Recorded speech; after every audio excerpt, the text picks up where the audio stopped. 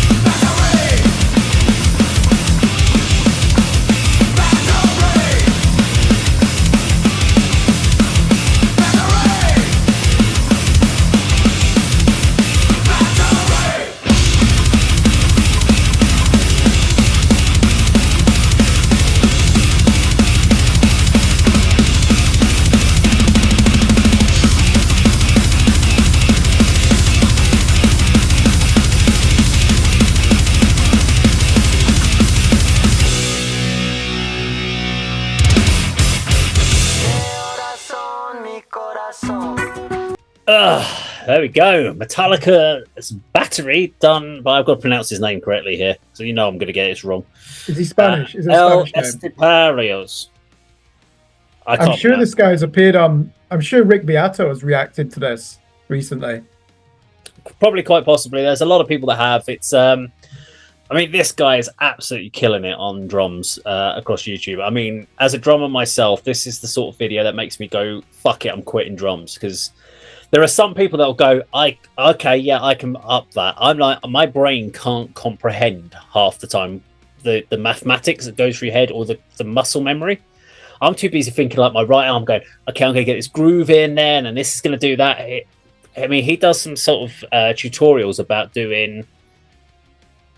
He has each of his limbs playing at a different time signature. That's fucked up. How the hell can you have someone doing 4/4 that's playing in 5/6 and this one's doing... I'm like, how do you have your body playing in 4 different tempos? That doesn't...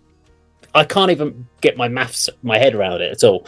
But from a non-drummer point of view, I'm intrigued by Andy's thoughts listening to this. So over to you, Andy. Yeah, I mean, as someone who has never played drums, doesn't really know the mechanics behind it, even I can tell that that guy is good.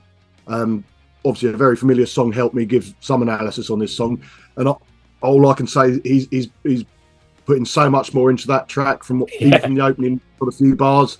I noticed there was sort of additional fills, and you know, throughout he wasn't completely faithful to the Lars Ulrich performances, but I can't really add too much more because I'm not a drummer, but I'm just been very, very impressed with what he's doing. And you can tell he's, you know, at the top of his craft and very, very good. I mean, one thing I did notice, perhaps you'll sort of, you know, follow on from this, his left hand seemed to be, it might just been the camera angle, but his left hand seemed to be using a sort of unusual grip and unusual sort of style of actually striking the drums and cymbals. I don't know if there's a reason behind that. I thought for a moment, has he got a prosthetic limb? Is this why we're checking out this guy? Because he's sort of, you know, a little bit sort of unusual. No, I think it's a flam technique that he's using on the snare for that one, which it might be that it makes it easier for him. He has played in other like more straightforward, so I think that might have just been a particular technique that he was using at the time. Because I noticed that you get a little bit more of a whack of an impact rather than that more dead straight on the top. So I don't know particularly why he chose to do it, but I noticed that he was doing it with his left hand. Yeah, I mean, nothing much more to add than that. It was, you know, a really, really good performance from a classic song we all know and love. And yeah, very talented guy, and it made it look easy. That's the initial thought I had as well. You know, he didn't look like he was sweating, did he? Yeah, I mean, it's probably not the most technical song anybody has to perform to, but he made it look easy. Added his own spin on it. That's more, and very impressive. Yeah, I think it's the fact that he put his own spin on it. He added so many extra double kicks in there that were just insane. I mean, it helps also when he mixes it himself afterwards. He's got a really good tone. So those kicks sound so crisp and so full without being too boomy. But he's just... It's not like he's using a MIDI kit. He just sounds metronome perfect, and he's just absolutely just hammering it. And the fact is, he's just playing like that. Yeah. And I'm like, how are you not sweating or even showing any facial grimaces? Like, fuck, this is difficult to play. Even when we look at like Eloy from Sepultura, when he does covers, you can see in his face, he's like, I mean, he's a machine, but you can see his facial expression that he's like, fuck, and he's really working at it. Still doing it easily, but he's working at it. But with this guy, I was just like, are you even playing? Because you just look like, yeah, this is easy. I'm like, in my head, I'm like, fuck you, I hate you right now. How dare you be this good at drums? Kirk. There's nothing nonchalant about that performance, is there? If anything, it's relaxing but cathartic. So most of that, he seems to have his eyes closed, whether that is concentration or not. Yeah. He's clearly enjoying it, though. He's in the, you know, to use that cliche, in the moment. Yeah, that's what he is. If he was playing that live, he wouldn't even look at the audience. And I think it's really difficult to get to that level where you've got so much supreme confidence that you can play a song like that and just do it, make it look easy, but still enjoy it as well. There was definitely nothing distasteful or flippant about the performance. I agree about the double kicks. Do you know what it reminded me of? Raymond Herrera from Fear Factory. Oh, yeah. He had that same crisp toned in as well. I mean, thrash metal actually has its own drum technique, doesn't it? Called double timing or the skank beat. And like Andy, I was surprised by the way he was holding, in his crosshand pattern, holding the stick to get that much velocity against the snare was incredible. And the thing is, as well, he was constantly playing. Was he playing what cymbal was he playing at the same time? Was that the ride cymbal? Probably, yeah. He was playing the bell of the ride quite a lot. Yeah, I mean, and he did that all the time. Now, I don't know. I don't know if Lars Ulrich does that or not. Maybe I should put my headphones on, but that alone, I know, takes intense concentration. Some of those drum fills in the original are legendary, aren't they? Especially leading up to that stomp, after the guitar solo, where Kirk Hammett just does that descending, and then it just goes dun, dun, dun, dun. I've always loved that, the way that Hetfield just kind of drags that song, gets hold of the drum beat, and he just slams it like almost staccato, doesn't it? That had an influence on prong, Tommy Victor. He clearly took that as well and turned that into groove metal, really, didn't it? The other thing you get from that, when you listen to the early Megadeth and Metallica albums, it's clear that Meshuggah, Thomas Hacker, who's basically, brought the polyrhythm, hasn't he, into metal. I think he was listening, when we know he was listening to Gar Samuelson of Megadeth. And Lars, sometimes when they're doing those skank beats, it almost sounds out of time, but deliberately so as well. And I think that had a big influence on the way Thomas Harker was approaching rhythm as well in the 90s with Meshuggah, because there's certainly near the end where he just continues with the skank beats.